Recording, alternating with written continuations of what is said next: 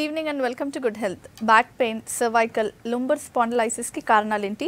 L4 L5 problem, సియాటికాకు operation లేకుండా ఆయుర్వేదాలో ఎలాంటి ట్రీట్మెంట్ ఉందో మనకు తెలియచేయడానికి మనతో పాటు వర్ధన్ ఆయుర్వేద హాస్పిటల్ నుంచి డాక్టర్ వర్ధన్ ఉన్నారు. వారిని అడిగి మరిన్ని విషయాలు తెలుసుకుందాం. Hello doctor. హలో అండి. సో ముందుగా చెప్పండి, అసలు బ్యాక్ పెయిన్కి మెయిన్ రీజన్స్ ఏంటి అండ్ ఎవరిలో ఎక్కువగా చూస్తుంటాం బ్యాక్ పెయిన్స్? ఒకటండి, బ్యాక్ పెయిన్ అనేది, వెన్నునొప్పి అనేది చాలా సామాన్యంగా కలిగే అత్యంత తీవ్రమైనటువంటి శరీర రుగ్మత. అంటే ఇప్పుడు మనం వెన్నునొప్పి గురించి మాట్లాడుకునేటప్పుడు వెన్ను యొక్క విశిష్టతను గురించి కూడా తెలుసుకోవాల్సిన అవసరం ఉంటుంది. వెన్ను అంటే అది ఒక సంక్లిష్టమైనటువంటి నిర్మాణం. దాంట్లో కండరాలు ఉంటాయి, లిగమెంట్లు ఉంటాయి, టెండన్లు ఉంటాయి, సిరలు, ధమన్లు ఉంటాయి, ఒకదాని మీద ఒకటి పేర్చినట్టుగా ఉండేటువంటి వెన్నుముకలు ఉంటాయి, దాని మధ్యలో డిస్కులు ఉంటాయి, సో మధ్య నుంచి వచ్చే నరాలు ఉంటాయి. సో వీటిలో ఎక్కడ ఏ చిన్న తేడా వచ్చినా అది కాస్త వెన్నునొప్పి అనే ఒక లక్షణానికి దారితీస్తుంది. సో ఆ వెన్నునొప్పి అలా లక్షణ రూపంగా స్టార్ట్ అయిపోయి దాన్ని అలక్ష్యం చేసినట్లయితే అదొక వ్యాధి రూపంగా మారుతుంది. దాన్ని ఇంకా అలక్ష్యం చేసామనుకోండి, అది కాస్త వ్యాధి సమూహంగా కూడా మారుతుంది. ఇది రావడానికి చాలా కారణాలు ఉన్నాయండి, 1001 కారణాలు ఉన్నాయి. కానీ ముఖ్యంగా మనం తీసుకున్నట్లయితే మన శరీర భంగిమా లోపాలు అంటాం. అంటే మన పోస్చర్ చేంజెస్, అంటే నిలబడడం, కూర్చోవడం, పడుకోవడం, బరువులు ఎత్తే పద్ధతులు ఏవైతున్నాయో వాటిలలో ఏ కాస్త మార్పు వచ్చినా ఆ కండరాల వ్యవస్థ మీద ఒత్తిడి ఎక్కువగా పడి వెన్నుముకకి మధ్యలో డిస్టెన్స్ తగ్గిపోయి ఆ కండరాల మీద ఒత్తిడి పడడం వల్ల ఆ రెండు దగ్గరికి రావడం వల్ల మీకు మధ్యలో ఉన్నటువంటి నరం మీద, డిస్క్ మీద సమస్యలు ఏర్పడుతూ ఉంటాయి. రెండో కారణం ఏంటంటే మానసిక కారణాల వల్ల కూడా కొన్నిసార్లు కనబడుతూ ఉంటాయి. మూడో కారణము అధికంగా శరీర బరువు పెరగడం కూడా ఒక కారణమేండి. ఇంకా ఏంటంటే మన సెడెంటరీ లైఫ్ స్టైల్ అంటాం. అంటే శరీరం అసలు కదిలించకుండా ఒక దగ్గరనే కూర్చొని ఉండే పరిస్థితులు ఏవైతుంటాయో వీటి వల్ల కూడా మనకు వెన్నునొప్పి వచ్చేటువంటి ఛాన్సెస్ ఉంటాయి. ఓకే, నెక్స్ట్ ఒక కాల్ తీసుకుందాం. హలో. హలో, చెప్పండి విజయ్, డాక్టర్ ఉన్నారు, ప్రాబ్లం చెప్పండి. Okay, good evening. నా పేరు విజయ్ కుమార్ అండి. చెప్పండి. ఇది ఎన్నిపోస వెనకాల బ్యాక్ సైడ్ ఎక్స్రే తీయించానండి. ఓకే. ఈ 2 తొగుదులకి మధ్యలో స్లాట్స్ మధ్యలో గ్యాప్ తక్కువ ఉంది అని చెప్పని అంటున్నారు. ఓకే. ఎక్సర్సైజ్ చేయాలని అంటున్నారు. అయితే డైలీ మార్నింగ్ ఎక్సర్సైజ్ చేస్తున్నాను. ఓకే. మార్నింగ్, ఆఫ్టర్ ఈవినింగ్, లేదంటే ఆఫ్టర్నూన్ 2 టైమ్స్ చేస్తున్నాను. ఓకే. చేసిన తర్వాత ఒక 1 hour, half an hour relief ఉంటుంది. ఓకే. ఆ తర్వాత మళ్ళీ యథావిధిగానే పెయిన్ ఉంటుంది.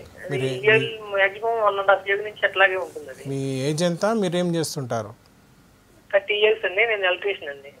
ఒకటండి, మామూలుగా వెన్ను మీద సమస్య రావడానికి 3 బేసిక్ కారణాలండి. ఒకటి వచ్చేసి మన కండరాల వ్యవస్థ పనితీరు మారడం. అంటే ఎక్కువగా మీరు ఎలక్ట్రీషియన్ అంటున్నారు కాబట్టి ఎక్కువగా నిలబడడం, ఎక్కువగా కూర్చోవడం, విచిత్రమైన యాంగిళ్లలో మీరు పనులన్నీ చేయడం వల్ల ఆ కండరాలు ఏవైతే ఉంటాయో వెన్ను మీద ఉండే కండరాలు, వాటి మీద తీవ్రమైనటువంటి ఒత్తిడి పడుతుంది. ఒత్తిడి పడ్డప్పుడు ఏమవుతుంది, వెన్నుపూసకి మధ్యలో ఒక గుజ్జు లాంటి పదార్థం ఉంటుంది. సో ఆ వెన్నుపూసకి మధ్యలో కండరాలు ఏమవుతున్నాయి, అవి బిగుతుగా మారిపోతాయి. దాంతో అవి చేయాల్సినటువంటి విద్యుక్త ధర్మం ఏదైతుందో సంకోచ వ్యాకోచాలు, దాంట్లో సంకోచావస్థలనే ఉండిపోతుంది మజిల్. దాంతో టైట్నెస్ అనేది వచ్చేసి మజిల్ ఇన్ఫ్లమేషన్కి దారితీస్తుంది. అది కాస్త అలానే మనం అలక్ష్యం చేసాము, మనం కూర్చునే పద్ధతి మార్చుకోలేదు, పడుకునే పద్ధతి మార్చుకోలేదు, బరువులు ఎత్తే పద్ధతి మార్చుకోలేదు అన్నప్పుడు అది కాస్త వెన్నుముక మీద ప్రెషర్ పడుతుంది. సో వెన్నుముక మీద ప్రెషర్ పడ్డప్పుడు అక్కడ లోపల ఏదైతే డిస్క్ లాంటిది పదార్థం ఉందో ఆ డిస్క్ అనేది బయటికి వలయాలుగా ఉంటుంది, చాలా థిక్గా ఉంటుంది. అది పగిలిపోయి లోపల ఉన్నటువంటి గుజ్జు బయటకు వస్తుంది. సో ఆ పగిలిపోవడం వల్ల, గుజ్జు బయటికి రావడం వల్ల పక్కన ఉన్నటువంటి నరాల మీద ఒత్తిడి పడుతుంది. అంటే ఒకటి కండరాల వ్యవస్థలో తేడా వల్ల వెన్నునొప్పి రావచ్చు, రెండోది డిస్క్లో సమస్య ఏర్పడడం వల్ల కూడా మీకు వెన్నునొప్పి రావచ్చు, మూడోది ఆ గుజ్జు బయటికి రావడం వల్ల మీకు నరం మీద ఒత్తిడి పడడం వల్ల కూడా వెన్నునొప్పి రావచ్చు. సో ఏది ఏమైనా మీరు చేసేటువంటి వృత్తి ధర్మం ఏదైతే ఉందో బేసిక్ రూట్ కాజ్ అనేది మనం మార్చడానికి ప్రయత్నం చేయాలి. మీరు కరెక్ట్గా ఎక్సర్సైజ్ ప్యాటర్న్ పెంచుకుంటూ, మీరు కూర్చునే పద్ధతి ఏదైతే ఫిజియోథెరపీ లాంటివి ఇవన్నీ చేయించుకుంటూ, లేదా ఆయుర్వేదిక్లోకి వచ్చినట్లయితే మీరు బయటికి ఎక్స్టర్నల్ థెరపీస్ ఉంటాయి, లోపలికి ఇంటర్నల్ మెడిసిన్స్ ఉంటాయి, డైట్, లైఫ్ స్టైల్ అన్నీ మార్చుకొని వ్యాయామం కనుక కరెక్ట్గా చేసినట్లయితే మీకు అది రూట్ కాజ్ నుంచి వెళ్ళిపోయేటువంటి ఛాన్సెస్ ఉంటాయి. ఓకే, నెక్స్ట్ కిషన్ అనే కాలర్ వెయిట్ చేస్తున్నారు. హలో. హలో, చెప్పండి కిషన్, డాక్టర్ ఉన్నారు, మీ డౌట్ అడగండి. డాక్టర్ గారిని అడుగుతున్నాను. నమస్కారం అండి, చెప్పండి. ఇది నాకు ఎన్నుపూస నొప్పి చాలా 15 సంవత్సరాల నుంచి వస్తుంది సార్. ఇప్పుడు కాళ్ళు, వేళ్ళు మొత్తం నొప్పులు బాగా అవుతున్నాయి, జాయింట్ పెయిన్స్. ఓకే. అట్లా సరే, ఇప్పుడు ఏంటంటే మరి మేము ఏం చేయాలని, ఎక్కడ రావాలని? అంటే ఇది ఒకటండి, వెన్ను నొప్పి మీకు 15 సంవత్సరాల నుంచి ఉందంటే లోపల మీ కండరాల వ్యవస్థ నుంచి లోపల వ్యవస్థకి మారిపోయి ఉంటుంది. వెన్నుపూసలలో చేంజెస్ వచ్చేసి ఉంటాయి ఆల్రెడీ. దానికోసం మీరు ఆల్రెడీ మీరు చేయించినటువంటి ఎక్స్రేలు కానీ ఎంఆర్ఐలు కానీ ఏమైనా ఉంటే అవన్నీ తీసుకొని హైదరాబాద్కి రండి, బషీర్బాగ్లో ఉంటాము. ఒకసారి వస్తే మీ వ్యాధి తీవ్రతను బట్టి మిమ్మల్ని కూడా పరీక్ష చేసి మీ శరీర ధర్మాన్ని బట్టి మందులతోనైపోతే మందులు ఇచ్చి పంపించేయచ్చు, లేదంటే బయటికి చేసేటువంటి మేరు చికిత్స మర్మ చికిత్సలు అని ఉంటాయి. అవన్నీ కూడా కరెక్ట్గా చేసి మీకు ఎంతవరకు మనం మీకు సహకారాలు చేయడానికి వీలవుతుంది, ఎంతవరకు మిమ్మల్ని మంచి చేయగలుగుతామనేది కరెక్ట్గా మిమ్మల్ని చూసే మాట్లాడడానికి వీలవుతుందండి. Okay, next call. Hello hello చెప్పండి శ్రీనివాస్ గారు, డాక్టర్ ఉన్నారు, ప్రాబ్లం చెప్పండి. Sir good evening sir. Good evening అండి. నాకు గత సంవత్సరంన్నర నుంచి ఒక బ్యాక్ పెయిన్ బాగా వస్తుంది సార్. ఓకే. అయితే మొన్న ఇక్కడ కరీంనగర్లో చేయించుకున్నాను. L4 L5 అని అడిగింది. ఓకే. నేను నడవలేకపోతున్నాను, నిలబడలేకపోతున్నాను. స్టెప్స్ ఎక్కుతే మొత్తం కాళ్ళు ఇట్లా వణుకుతుంది. ఎంత మీ ఏజ్ ఎంత అండి? నాకు 48 years సార్. ఏం చేస్తుంటారు? నేను బిజినెస్ చేస్తాను సార్. అంటే ఎక్కువ నేను అడగడం ఎందుకంటే మీరు ఎక్కువ కూర్చొని ఉంటారా, నిలబడి ఉంటారా, ప్రయాణాలు బాగా చేస్తుంటారా? ఎక్కువ కూర్చుండే ఉంటాను సార్. కింద పడడం ఏమైనా జరిగిందా ఈ మధ్య కాలంలో? సార్ 1.5 year కింద ఏమైనా కింద పడ్డారా? ఒక 3 years బ్యాక్ అయితే ఒకసారి తిరుపతిలో యాక్సిడెంట్ అయింది. అప్పుడు ఏం దెబ్బలు తగలలేదు నాకు. ఒకటి ఇక్కడ ఏమవుతుందంటే అప్పుడు ఏం కాలేదు. ఓకే. ఒకటండి, ఒకసారి యాక్సిడెంట్ అయినప్పుడు మీకు అప్పుడు ఒక వీక్ పాయింట్ అనేది ఏర్పడుతుంది. నడుములో దెబ్బ తగిలినప్పుడు అప్పటికప్పుడు వెన్నునొప్పి రావాల్సినటువంటి అవసరం లేదు. అక్కడ వీక్ పాయింట్ ఏర్పడిన తర్వాత మీరు కూర్చోవడం ఎక్కువగా కూర్చున్నారు, లేదా ఎక్కువగా నిలబడే వృత్తి ఉద్యోగాలు వ్యాపారాలు చేశారు, లేదా అధికంగా ప్రయాణాలు చేశారనుకోండి, ఆ వీక్ పాయింట్లో ఏవైతే వీక్ పాయింట్ ఆల్రెడీ క్రియేట్ అయిందో అక్కడ ఉన్నటువంటి కండరాలు, లిగమెంట్లు, టెండన్లు లేదా వెన్నుపూసలలో ఇంకా ఎక్కువ చేంజెస్ వస్తాయి. దాంతో లాటర్ ఆన్ స్టేజెస్లో దాని తర్వాత స్టేజెస్లో మీకు వెన్నునొప్పి అనేది తీవ్రతరం దాల్చేటువంటి అవకాశం ఉంటుంది.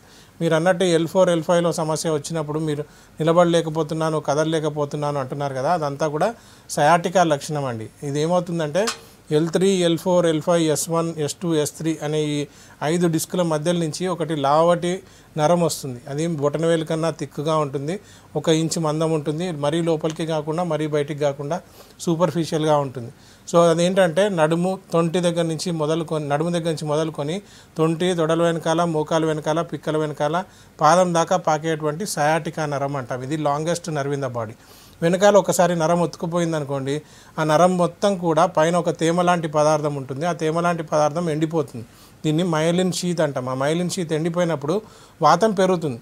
వాతం పెరిగినప్పుడు ఏమవుతుందంటే షోఫా, తోద, భేదం ఇవన్నీ ఒక సైడ్కి వంగిపోవడం, సివియర్గా నొప్పి రావడం, సూదులతో పొడిచినట్టు నొప్పి రావడం, పట్టేసినట్టు నొప్పి రావడం, పిక్కలు పట్టేయడం, షాకులు కొట్టడం, ఇవన్నీ కూడా లక్షణాలుగా కనబడతాయి. మీకు కనబడేది కూడా మొత్తం సయాటికా సిండ్రోమేనండి ఇది. దీనికోసం ఏంటంటే అవసరానుసారం మనం చికిత్స చేయాల్సినటువంటి అవసరం ఉంటుంది. దానికోసం మందులతోనే అయిపోతుందా, లేకపోతే ఒకసారి మీకు ఇంత సివియర్గా ఉంది కాబట్టి మేరు చికిత్స, మర్మ చికిత్స అని చేస్తామండి. ఎక్స్టర్నల్ థెరపీస్ ఉంటాయి. అవన్నీ కూడా ఎన్ని రోజులు చేయాలి, ఎంతకాలం చేయాలి అనేది మీ రిపోర్ట్స్ అన్నీ చూసి మిమ్మల్ని కూడా ప్రత్యక్షంగా చూసి మీ శరీర ధర్మాన్ని బట్టి మనం ట్రీట్మెంట్ చేయాల్సి ఉంటుందండి. ఒకసారి హైదరాబాద్కి రావడానికి ప్రయత్నం చేయండి, వస్తే మీకు సహాయం చేయడానికి వీలవుతుంది. Next call.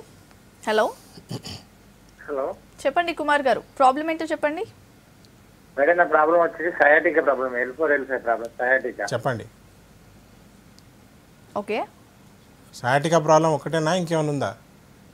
సార్ నాకు వచ్చేసి నేను ఇక్కడ డాక్టర్ చూపించాను. సయాటికా ప్రాబ్లంతో పాటు నాకు పిల్లవాతం ఉందని చెప్పారు. ఓకే. అంటే దానివల్ల నాకు లెఫ్ట్ లెగ్ మొత్తం కాలు నరం గుంజడం కానీ, తర్వాత తిమ్మిరి కానీ, అదే జాయింట్ పెయిన్లలో నొప్పి, ఓకే, అది బ్యాక్ పెయిన్, ఓకే, మెడక నుంచి మొదలుపెడితే కింద నడుము వరకు మొత్తం ఈ వెన్ను బొక్క అనేది అక్కడక్కడ 2 days ఒకసారి మధ్యలో నొప్పి లేవడం, ఓకే, ఇలాంటి ప్రాబ్లమ్స్ ఉన్నాయి సార్. ఒకటండి, ఒకసారి వెన్నునొప్పి వచ్చిందంటే వెన్నునొప్పిని ఆయుర్వేదంలో గ్రీవగతవాతం, కటివాతం, కటిశూల అంటాం. అంటే గ్రీవావాతం అంటే మెడలో వచ్చేది, కటివాతం అంటే నడుములో వచ్చేది, కాలంతా పాకేటువంటిది గృద్రసి వాతం అంటాం. ఏది ఏమైనా ఇది వాతం పెరగడం వల్ల వచ్చేటువంటి లక్షణం. వాతం పెరగడం వల్ల వచ్చేటువంటి వ్యాధులు. సో వాతం పెరిగితే 42 రకాల లక్షణాలు కనబడవచ్చు. నొప్పి, పోటు, మంట, సూదులతో పొడిచినట్టు బాధ ఇవన్నీ కనబడుతూ 80 రకాలైనటువంటి వాతజ నానాత్మజ వ్యాధులు కూడా కలగవచ్చు. సో ఏదేమైనా మీరు చెప్పినట్టు కీళ్ళల్లో అన్నిట్లో కూడా ఒక దగ్గర స్టార్ట్ అయితే శరీరం మొత్తం కూడా పాకుతూ వెళ్ళొచ్చు. సంకోచ పర్వాణం స్తబ్దో భేదోష్ణం పర్వాణమపి రోమహర్ష ప్రలాపశ్చ పానీపృష్ఠ శిరోగ్రహ ఖంజాపాంగుల్య కుబ్జత్వం శోషాంగానామ నిద్రత అని ఇలా లక్షణాలు చాలా ఉన్నాయండి. ఈ లక్షణాలన్నీ చెప్తారు. అంటే సంకోచ పర్వాణం అంటే ఈ కీళ్ళన్నీ కూడా సంకోచావస్థలోకి వెళ్ళిపోతాయి, అంటే స్తబ్దంగా ఏర్పడతాయి. స్తబ్దో భేదోష్ణం పర్వాణమపి అంటే వీటన్నీ కూడా స్టిఫ్నెస్గా అయిపోయి భేదం అంటే దేంతోనన్నా కొట్టినప్పుడు ఏదైతే నొప్పి వస్తుందో అలాంటి నొప్పి కలుగుతుంది అని కూడా చెప్తారు. ఇలా నిద్రానాశము, గర్భశుక్ర రజోనాశము అంటే గర్భం కూడా వాతం ఎక్కువగా పెరిగినప్పుడు గర్భస్రావం జరిగే ఛాన్సెస్ ఉంటాయి. శుక్రంలో కూడా ప్రాబ్లమ్స్ వచ్చే ఛాన్సెస్ ఉంటాయి, అంటే సెక్షువల్ ప్రాబ్లమ్స్ వచ్చే ఛాన్సెస్ ఉంటాయి. ఇలా చాలా లక్షణాలు చెప్తారు. ఏదేమైనా ఇది వాతాన్ని చికిత్స చేస్తే, వాతహర చికిత్సలు చేసి, ఆమహర చికిత్సలు చేసి, బృంహణ చికిత్సలు చేస్తే మీకు వెన్నునొప్పితో పాటుగా కీళ్ళ వాతము ఇవన్నీ కూడా నార్మలైజ్ అవుతాయండి. దానికోసం ఏంటంటే మీ బేసిక్ బాడీ కాన్స్టిట్యూషన్ అనేది చూడాలి, ప్రకృతి అనేది చూడాలి. దాంతోపాటుగా మీ పాత రిపోర్ట్స్ అన్నీ కూడా చూసి మిమ్మల్ని అసెస్ చేసి మీరు ఏ దోష ధాతువులలో తేడా ఉంది అనేది తెలుసుకొని దానికి తగ్గట్టుగా చికిత్సలు చేయాలండి. దానికోసం మీరు ఒకసారి హైదరాబాద్ రండి, వస్తే మిమ్మల్ని చూసి మాట్లాడదాం. నెక్స్ట్ కాల్ తీసుకుందాం. Hello hello hello call disconnect అయిపోయినట్టుంది. ఓకే డాక్టర్, ఇప్పుడు బ్యాక్ పెయిన్ ఉన్న వాళ్ళు ఎలాంటి సిమ్టమ్స్ ఉంటాయి? అట్ ది సేమ్ టైం ఒక బ్యాక్ పెయిన్ అసలు ఏ స్టేజ్లో సీరియస్గా తీసుకోవాలి? ఒకటండి, బ్యాక్ పెయిన్ ఇనీషియల్ స్టేజా సివియర్ స్టేజా అని కాదండి. బేసికల్గా ఒక పాయింట్ చెప్తాను ఇక్కడ. వెన్ను నొప్పి అనేది ఎప్పుడు కలుగుతుంది అని అంటే మనకు మంచి చెప్పడానికి కూడా నొప్పి కలుగుతుంది. ఇప్పుడు ఫర్ ఎగ్జాంపుల్ మనం కూర్చొనే ఉంటాము, లేదా ఇర్రెగ్యులర్గా నిలబడుతూనే ఉంటాము, ఎక్కువసేపు నిలబడడం లేదా బరువులు ఎత్తడం చేస్తూ ఉంటాం. ఏం చేస్తుందంటే శరీరము, నువ్వు కరెక్ట్గా నిలబడట్లేవు, నువ్వు కరెక్ట్గా కూర్చోవట్లేవు, కరెక్ట్గా బరువులు ఎత్తట్లేవు అని చెప్పడానికి అది సంకేతంగా కూడా ఒక వెన్నునొప్పి వస్తుంది. సో ఆ స్టేజ్లో అలా వచ్చిన వెన్నునొప్పిని మనం ఇనిషియల్గా మన ఉద్యోగమే నిలబడే ఉద్యోగం అనుకోండి, 4 రోజులు నిలబడ్డ తర్వాత కొంచెం వెన్నునొప్పి వచ్చినప్పుడు దాన్ని కరెక్ట్ చేసుకోవడానికి మనకి సంకేతం పంపిస్తుంది. సో దాన్ని కరెక్ట్ చేసుకున్నారనుకోండి, మీకు ఆ వెన్నునొప్పి లక్షణ రూపంగా ఉన్నటువంటి వెన్నునొప్పి వ్యాధి రూపంగా మారదు. సో అలా అలక్ష్యం చేశాము, లేదా కరెక్ట్ ట్రీట్మెంట్ తీసుకోలేదు, కరెక్ట్ డాక్టర్ దగ్గరికి వెళ్ళి ట్రీట్మెంట్ తీసుకోలేదు అని అనుకున్నప్పుడు ఆ లక్షణ రూపంగా ఉన్నటువంటి వెన్నునొప్పి కాస్త వ్యాధి రూపంగా మారుతుంది. వ్యాధి రూపంగా మారినప్పుడు ఏమవుతుందంటే 4 స్టేజులుగా సయాటికా వ్యాధి కనబడుతుంది. ఒకటి, నడుము ప్రాంతంలో మాత్రమే నొప్పి వస్తుంది ఇనిషియల్గా. అప్పుడు ఏంటంటే మీరు ఒక 5 మినిట్స్ 10 మినిట్స్ హ్యాపీగా పడుకొని లేస్తే ఆ నొప్పి కాస్త తగ్గిపోతుంది. రెండో స్టేజ్లో ఏంటంటే నడుము నొప్పితో పాటుగా తొడల దాకా మోకాల దాకా కూడా నొప్పి పాకుతూ ఉంటుంది. సో ఆ స్టేజ్లో ఏంటంటే మీరు కంపల్సరీగా ఒక పెయిన్ కిల్లర్ లాంటిదో లేదా ఎక్కువసేపు రెస్ట్ తీసుకోవడమో చేయాల్సి ఉంటుంది. మూడో స్టేజ్లో ఏంటంటే నడుము నొప్పితో పాటుగా కాలంతా పాకేటువంటి సయాటికా నొప్పి కూడా వస్తుంది. ఆ స్టేజ్లో మీరు పెయిన్ కిల్లర్ తీసుకున్నా చాలా మటుకు తగ్గకపోవచ్చు. 4వ స్టేజ్లో ఏమవుతుందంటే నడుము నొప్పితో పాటుగా కాలంతా పాకే సయాటికా వస్తూ షాకులు కూడా కొడుతుంది. పక్కకు తిరిగే టైంలో కూడా మీకు షాకులు కొడతాయి, సివియర్గా ఉంటుంది, దగ్గినా తుమ్మినా కానీ నొప్పి వస్తుంది. అలాంటి స్టేజ్లో మీరు కంపల్సరీగా ట్రీట్మెంట్స్ అనేవి తీయించుకోవాలి. మీరు ఎంత పెయిన్ కిల్లర్లు వేసుకున్నా, ఏ బెడ్ రెస్ట్ తీసుకున్నా అది తగ్గేది కాదు. అప్పుడు intervention by a good doctor అనేది చాలా ఇంపార్టెంట్. సో ఆ స్టేజ్లో అలక్ష్యం చేస్తే కంపల్సరీగా మూత్రం మీద మలం మీద తేడాలు కనబడ్డప్పుడు అప్పుడు ఆపరేషన్కి వెళ్ళాలి. లేదు అంటే 100 మందిలో 95 మందికి ఆపరేషన్ లేకుండానే ఆయుర్వేద చికిత్సల ద్వారా అది సాధ్యం చేయొచ్చు. ఓకే, నెక్స్ట్ వరంగల్ నుంచి ఇంకో caller waiting. Krishna, hello. Hello madam. చెప్పండి కృష్ణ గారు, డాక్టర్ ఉన్నారు, మీ డౌట్ ఏంటో అడగండి. కృష్ణ మేడం. ఓకే, నాకు వెనుక కాడ L5 బోన్స్ కాడ కొంచెం మాంసం ఎక్కువ వచ్చింది మేడం, పెరిగింది. ఓకే, దాంతోనే కొంచెం బ్యాక్ పెయిన్ లేస్తుంది మేడం. ఓకే, ఎప్పటి నుంచి అండి ఇది? సార్ ఒక 6 months అవుతుంది సార్. నా ఏజ్ 23 ఏజ్. ఓకే, కింద పడ్డారా? దెబ్బ తగిలిందా? లేదు సార్. బరువులు ఏమైనా ఎత్తుతారా? సార్ బరువులు ఏమైనా ఎత్తారా ఈ మధ్యకాలంలో? కొంచెం బత్తాలు ఎత్తినాం సార్. ఓకే, ఒకటండి, ఇంతకుముందుగా చెప్పినట్టుగా వెన్నునొప్పి రావడానికి 3 కారణాలు ఉంటాయి. ఒకటి కండరాల వ్యవస్థ మీద తేడా, రెండోది డిస్కుల మీద తేడా, మూడోది నరాల మీద తేడా. మీరు ఏదైతే కండ పెరిగింది అని అంటున్నారో దాన్ని మామూలు భాషలో చెప్పాలంటే డిస్క్ బల్జ్ అంటాం. అంటే ఇంతకుముందు చెప్పినట్టుగా ఏదైతే వెన్నుపూసకి మధ్యలో ఒక గుజ్జు లాంటి ఒక డిస్క్ ఉంటుంది. ఆ డిస్క్ ఏంటంటే ఫ్రిక్షన్ని మనకి కాపాడుతుంది. పైన కింద గుద్దుకున్నా కానీ అది మనల్ని కాపాడుతుంది. ఒక రబ్బర్తోని తయారైనటువంటి స్ట్రక్చర్ అనమాట. ఆ పైన వలయాలు ఉంటాయి. ఆ వలయాలు ఏంటంటే కెరాటిన్తో తయారవుతుంది, ఫాస్ఫోలిపిడ్తో తయారవుతుంది. అది అత్యంత గట్టిగా ఉండేటువంటి పదార్థం అనమాట. మనం ఎంత ఎగిరినా ఎంత దుమికినా మనకి దెబ్బ తగలకుండా వెన్నుపూసని సురక్షితంగా ఉంచడం కోసం అది గట్టితనంగా ఉంటుంది. దాన్ని యాన్యులార్ ఫైబ్రోసిస్ అంటాం. మనము బరువు పెట్టామనుకోండి, ఎక్కువగా నిలబడ్డాము లేదా బరువు ఏమన్నా పడింది, 90,000 కిలోల బరువు నడుము మీద పడితే కానీ అక్కడున్న వలయము అక్కడున్న యాన్యులార్ ఫైబ్రోసిస్లో పగుళ్ళు రావు. అది పగుళ్ళు వచ్చిందనుకోండి, లోపల ఒకటి గుజ్జు లాంటి పదార్థం ఉంటుంది, దాన్ని న్యూక్లియస్ పల్పోసస్ అంటాం. అది కాస్త బయటికి వస్తుంది. అది వచ్చినప్పుడు ఏంటంటే దాంట్లో కొన్ని కాటరైజేషన్ ఎఫెక్ట్స్ ఉంటాయి. అంటే యాసిడ్ లాగా పనిచేసేటువంటి తత్వాలు ఉన్నటువంటి గుజ్జు లాంటి పదార్థం అది కనుక బయటికి వచ్చిందనుకోండి, పక్కన ఉన్నటువంటి నరం మీద యాసిడ్స్ ఉన్నటువంటి దాన్ని ప్రసరం చెందుతుంటుంది. చేసినప్పుడు ఏమవుతుందంటే దాంట్లో అది పైన ఉన్నటువంటి తేమ కాస్త ఎండిపోయినట్టు అవుతుంది. అప్పుడు నరాల మీదకి ఎఫెక్ట్ పడుతుంది. సో అలా గుజ్జు బయటికి వచ్చే స్టేజ్లని బట్టి డిస్క్ బల్జ్ అంటాము, డిస్క్ ప్రొట్రూజన్ అంటాము, డిస్క్ ఎక్స్ట్రూజన్ అంటాము, సీక్వెస్ట్రమ్ డిస్క్ అంటాం. సో మీకు ఇతర వైద్య విధానాలలో దీన్ని బట్టి మీకు చికిత్సలు డిసైడ్ చేస్తారు. అదే ఆయుర్వేదంకి వచ్చారనుకోండి, ఆయుర్వేదంలో వాతం పెరగడానికి 2 కారణాలు. ఒకటి ధాతుక్షయం, రెండోది మార్గావరోధం. ఏదైతే మార్గాన్ని అవరోధింపజేస్తుందో ఆ స్టేజ్ని బట్టి మనం చికిత్సలు చేస్తూ ఉంటాం. దానికోసము మీరు ఒకసారి వస్తే మీ శరీర ధర్మాన్ని బట్టి, మీ స్టేజ్ ఆఫ్ ద డిసీజ్ని బట్టి, ఆయుర్వేదంలో కూడా పారామీటర్స్ ఉన్నాయి. రోగి పరీక్ష అని అంటాము. ఆ పారామీటర్స్ ద్వారా మీరు తెచ్చే రిపోర్ట్ల ద్వారా అవన్నీ చూసి మీకు మనం మందులతో చికిత్స చేయగలుగుతామా, ఆపరేషన్ లేకుండా మనం ఎన్ని రోజులకి ట్రీట్మెంట్ మనం చేయగలుగుతాం అనేది మనం చెప్పడానికి వీలవుతుంది. Next call. Hello madam. చెప్పండి వంశీ, డాక్టర్ ఉన్నారు, ప్రాబ్లం చెప్పండి. మేడం మాకు బ్యాక్ పెయిన్ బాగా వస్తుంది. ఓకే. ప్లస్ ఈ మోకాల నొప్పులు కూడా స్టార్ట్ అయినాయి మేడం. ఒక 1 వీక్ అవుతుంది. 1 వీక్ నుంచే వెన్ను నొప్పి అండి, లేకుంటే అంతకంటే ముందు నుంచే ఉందా? అయితే బ్యాక్ పెయిన్ అంతకంటే ముందు నుంచే ఉంది సార్. ఈ మోకాల నొప్పులు అనేది ఇప్పుడు 1 వీక్ నుండి స్టార్ట్ అవుతుంది. ఓకే. ఏం చేస్తుంటారు? ఎడమ కాలు నుంచి ఇక్కడ ఈ వరకు బాగా వస్తుంది సార్. ఓకే. ఎప్పటి నుంచి ఉంది మీకు ఇది? సార్ బ్యాక్ పెయిన్ ఒక 2-3 ఇయర్స్ అవుతుంది సార్. ఏం పని చేస్తారు? 1 వీక్ అవుతుంది సార్. అదే ఏం పని చేస్తారు? మెడికల్ రిపేర్ చేస్తారు. తిరగడం ఎక్కువ ఉంటుంది? అవును సార్. బైక్ బండి మీద కిక్కులు కొట్టడం ఉంటుందా? ఉంటుంది సార్.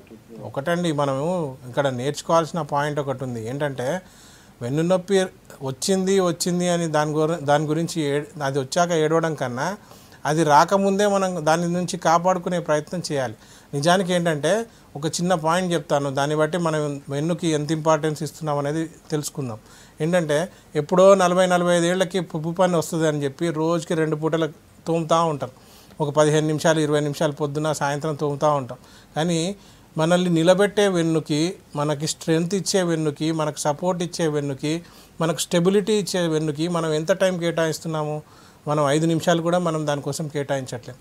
మనము మన ఉద్యోగాలకు తొందరగా వెళ్ళాలనే ఉద్దేశంతో లేటుగా లేచి ఫటాఫట్ తయారై వెళ్ళిపోవడం. దానికోసము మనం ఎక్సర్సైజ్ ఏం చేస్తున్నాము, ఫ్లెక్సిబిలిటీ ఎంత ఇస్తున్నాము అనేది చాలా ఇంపార్టెంట్.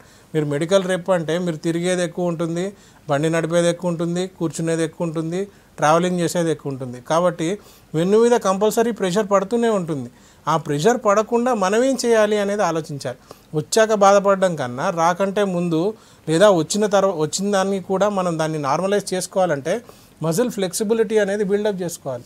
వ్యాయామం అనేది చేయాలి. చేస్తూ మొదట్లో దాంట్లో రూట్ కాజ్ ఎక్కడ ఉంది అనేది ఫైండ్ అవుట్ చేసి దానికోసం మా దగ్గరికి వచ్చినా పర్వాలేదు, సీనియర్ ఆయుర్వేదిక్ వైద్యుల దగ్గరికి వెళ్ళినా పర్వాలేదు, అక్కడికి వెళ్ళేసి లేదా మా దగ్గరికి వచ్చేసి మీ బాడీ తత్వాన్ని బట్టి మీకు కారణం ఎక్కడుంది, ఆ కారణాన్ని తీసేయడానికి ఏం చేయాలి అనేది తెలుసుకొని దాని తర్వాత కరెక్ట్గా పోస్చరు, ఈ వ్యాయామం అన్నీ చేస్తే ఆటోమేటిక్గా మీ వ్యాధి అనేది తగ్గిపోతుందండి.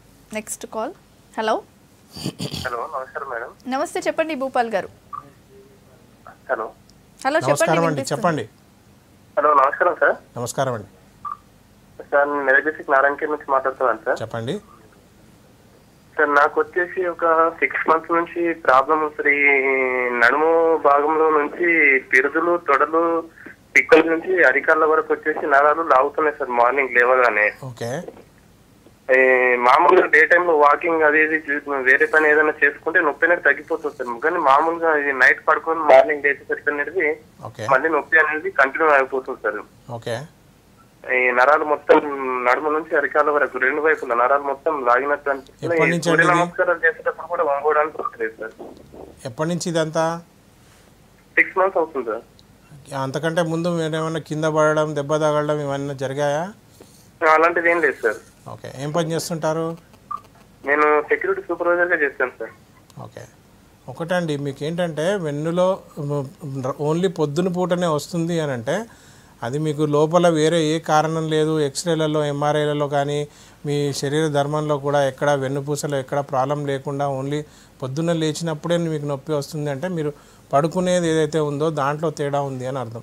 చాలామంది ఏం చేస్తుంటారంటే పడుకున్నప్పుడు మనం పడుకున్న తర్వాత ఏ యాంగిల్లో ఉంటాం అనేది మనకు తెలియదు, కానీ పడుకునే ముందు మనం ఏదైతే మెలుకుతో ఉన్నప్పుడు పడుకునే స్టైల్ని బట్టి కూడా మనకు వెన్నునొప్పి వస్తుంది. అండ్ మనం యూజ్ చేసే పరుపుని బట్టి లేదా మనం యూజ్ చేసే బెడ్ని బట్టి కూడా మనకి వెన్నునొప్పి వచ్చేటువంటి ఛాన్సెస్ ఉంటాయి.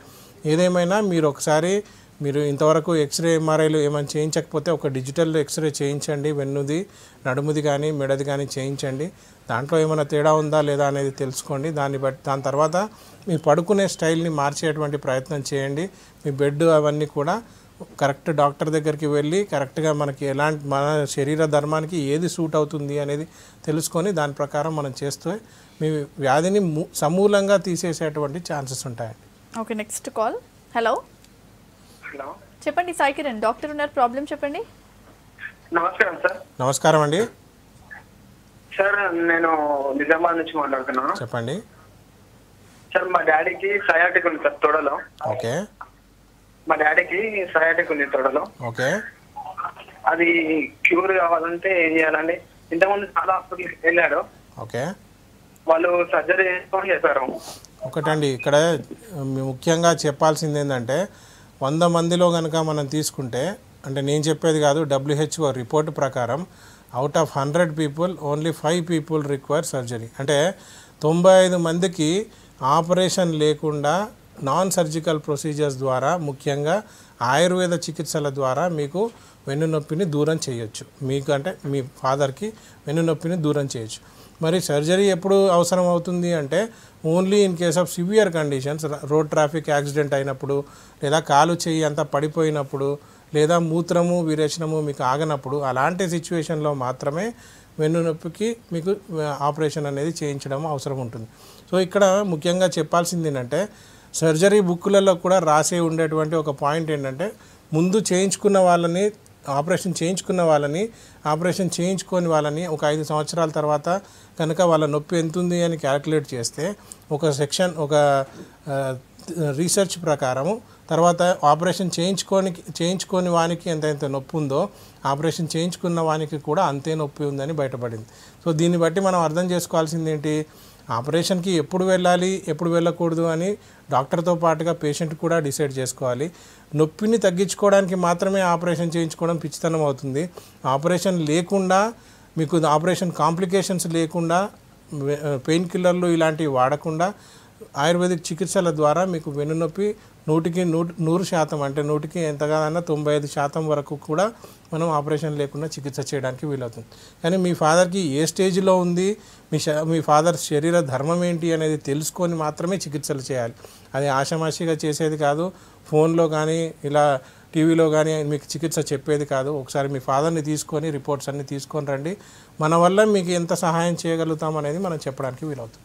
ఓకే డాక్టర్, ఇప్పుడు నార్మల్గా బ్యాక్ పెయిన్ ప్రాబ్లం ఉన్న వాళ్ళు ఎలా పడుకోవాలి, at the same time due to work pressure కానీ ఓవర్గా ఎక్కువగా స్ట్రెయిన్ అయితే కానీ టైర్డ్నెస్ వల్ల కూడా బ్యాక్ పెయిన్స్ వస్తుంటాయి కదా, సో వాళ్ళు ఎలా పడుకోవాలి అసలు? అంటే పడుకోవడం అనేది అది పెద్ద పాయింట్ కాదు. అంటే బేసికలీ పొజిషన్ అనేది మీకు ఏ పొజిషన్లో నొప్పి ఉండదో ఆ పొజిషన్లో పడుకోవడానికి ప్రయత్నం చేయాలి. కొంతమంది బోర్లా పడుకునే వాళ్ళు ఉన్నారు, కొంతమంది లెఫ్ట్ లాటరల్ అంటే లెఫ్ట్ సైడ్ తిరిగి పడుకునే వాళ్ళు ఉన్నారు, కొంతమంది రైట్ సైడ్ తిరిగి పడుకునే వాళ్ళు ఉన్నారు. కానీ వెన్నునొప్పి రాని వాళ్ళు మీకు ఏ పొజిషన్లోనైతే నొప్పి కలుగుతుందో ఆ పొజిషన్ అవాయిడ్ చేయాలి. నెక్స్ట్ పాయింట్ ఏంటంటే ఎవరికైతే వెన్నునొప్పి ఆల్రెడీ ఉందో వాళ్ళు నార్మల్గా ఏం చెప్తాం మనము హార్డ్ సర్ఫేస్ మీదనే పడుకోవాలి, బల్ల మీదనే పడుకోవాలి ఇలాంటివి చెప్తూ ఉంటారు. కానీ పడుకోవడం మీకు ఎలా కంఫర్టబుల్గా ఉంటే అలా పడుకోవచ్చు. కాకపోతే మ్యాట్రస్లో కాయర్ మ్యాట్రస్ని ప్రిఫర్ చేస్తే బాగుంటుంది. సో అది ఏదైతే కొబ్బరి బీజ్తో తయారు చేస్తారో అది మనం ఎలా తిరిగితే అలా అది మనల్ని మెయింటైన్ చేస్తూ ఉంటుంది కాబట్టి ఆ పొజిషన్లో పడుకుంటే ఇబ్బంది ఏం లేదండి. ఓకే డాక్టర్, ఇప్పుడు డైట్ విషయానికి వస్తే ఇప్పుడు ఈ డిస్క్ ప్రాబ్లమ్స్ ఉన్నవాళ్ళు, బ్యాక్ పెయిన్ ప్రాబ్లమ్స్ ఉన్నవారు, అలాంటి వాళ్ళు ఎలాంటి డైట్ తీసుకుంటే బెటర్? ఒకటండి, ఇక్కడ ఆయుర్వేదంలో ఎప్పుడు ఏం మాట్లాడినా అంతా వాతపిత్త కఫాలని త్రిదోషాల గురించి మాట్లాడతానండి. దోషధాతు మలామూలం హి శరీరం అంటాం. అంటే దోషాలు వాతపిత్త కఫాలు నార్మల్గా ఉండడము, రసరక్త ధాతువులు, రసరక్త మాంసం మేధో అస్థి మజ్జ శుక్రాని ధాతువులని 7 ధాతువులు ఉంటాయి. మలాలు అంటే మలం మూత్రం స్వేదం ఏవైతే ఉంటాయో ఇవన్నీ కూడా వాటి ఫంక్షన్స్ అన్నీ కూడా కరెక్ట్గా చేసుకుంటూ వెళ్తే ఆరోగ్యం అనేది మీకు కనబడుతూ ఉంటుంది. సో ఇక్కడ ఏంటంటే డైట్కి వచ్చేసరికి వాతం ఏదైతే పెంచే వస్తువులు ఉంటాయో ఆ వస్తువులన్నీ మానేస్తే వాతం తగ్గిపోతుంది. సో చాలా సింపుల్గా వాతాహార చికిత్సలు అని చెప్తారు ఆయుర్వేదంలో. సో వాతాహార ఔషధము, వాతాహార ఆహారము, వాతాహార చికిత్సలు వీటికే ఆన్సర్ అండి. Okay, thank you so much doctor, back pain problems గురించి చెప్పినందుకు. థ్యాంక్ యూ అండి. ఇది ఇవాల్టి good health. Keep watching V6 News.